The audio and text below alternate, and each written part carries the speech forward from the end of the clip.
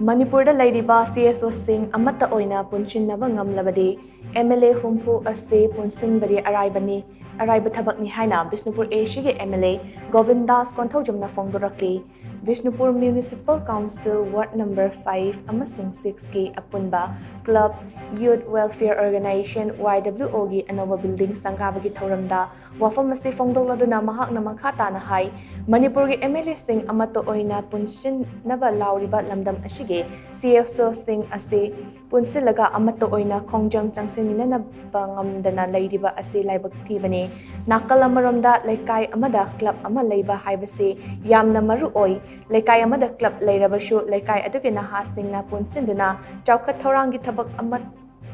amade matam gi oiba issue singda khanadrabadi club leirubagi kanaba leite Bishnupur Shigi manong chena leiba thinungai maningi high canal da low pannaba hotnabada security force na athingba pikhiba adugi matangda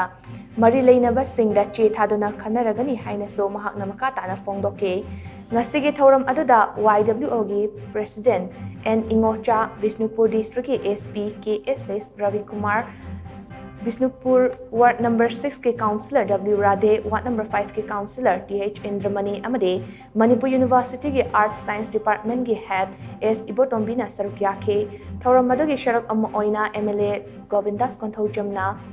Luchingduna U Charakaya Thabage Thoram Pangthoke.